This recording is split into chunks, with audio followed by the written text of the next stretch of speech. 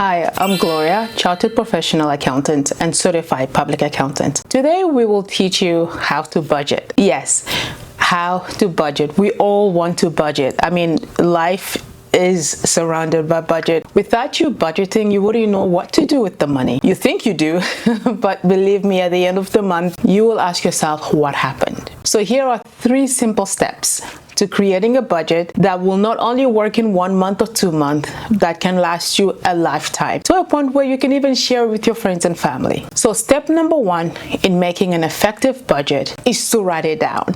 Yes, you can be the smartest person in the world. You can have a brain as big as, I don't know, a dinosaur, but you have to have it written down. Why? Because it's visual, it's psychological. It's very, very important to have your budget written down. It can be on a computer, it can be on your phone or on a notepad, but you have to make the effort to actually type or write every single numbers. So step number 1, create a budget.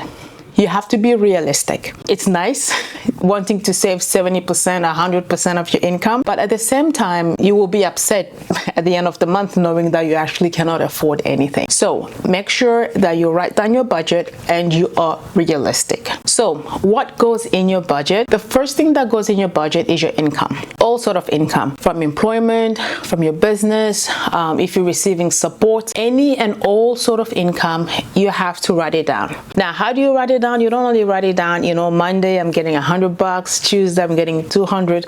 No, the best way to do it is to actually know when you get paid. If you get paid on a weekly basis, then you create a weekly budget. If you get paid on a bi-weekly, you create bi-weekly budget, and so on and so forth. For other people that get paid on a monthly basis, then you create your budget on a monthly basis. So the top part is your income, all sort of income, and the bottom part are the expenses. Why is it important to list all of your expenses? Is so that you know where the money is going. You have to be able to follow the money. If you cannot follow the money will not follow you back. So make sure you track every single cent, and I mean every single cent. But then I get questioned where I can't remember where my money is going. Very simple. Just the past 3 months, look through your bank statements, your debit card, your credit card, your receipts. That should be your starting point on the type of expenses that you have. Common expenses: rent, mortgage, utilities, groceries, shopping, personal hygiene, pets, food, dining out, cell phones, internet. So those are the top 10 common expenses that a household would have, and that can be your starting point. And we will also list down all different type of expenses that a household would typically have, which will assist you in knowing the different type of expenses to put down on your budget. So once you have listed out all of your expenses, the next step is to actually put the dollar amount. And be realistic. Be honest with yourself. We have fixed costs. Those are the costs that will stay forever the same. When I say forever, like for the next couple of months, such as your rent, if you're on a fixed mortgage, and maybe your cell phone bills and your internet bills. When it comes to expenses, there are 2 types of costs. There is fixed costs and there's variable cost. A fixed cost is a cost that stays static, such as your rent. If you pay your rent every single month, then for the year, you know for sure that it will be X dollars. If you have a fixed mortgage, then you know every single month you'll be paying a fixed amount.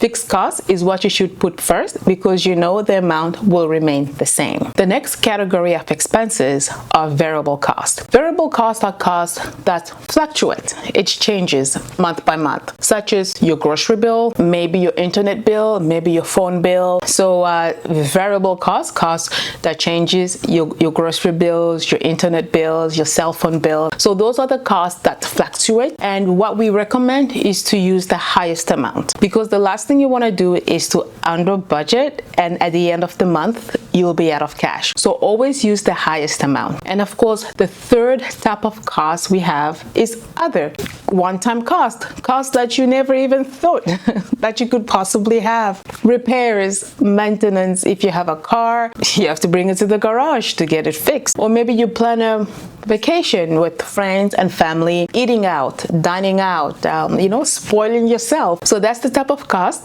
that we can categorize it as a one-time expense. Because at the end of the day, creating a budget is not tightening up yourself, like tightening up the belt and swearing that you will never eat again and you're gonna save. No, you have to be real. You have to be real and you have to be honest. That is the key to a successful budget, is you being honest with yourself, with your finances. If you want to go on a vacation, write it down. If you cannot afford it, it's okay. Write it down. At least it will give you something to work on. So the top part, your income, and then your expenses. And of course, what we do is we deduct the income from the expenses, and it will leave us with what we have at the end of the day, at the end of the month, or at the end of the pay period. By visualizing your finances, you will have a better understanding of where you stand and where you're going with your finances. Do you need help creating a budget? Do you need help sticking to a budget? Or do you just need help overall how to manage your money? Well, we are here to assist, and we'll be more than happy to connect with you and teach you how you can better manage your finances so you can live a happier life.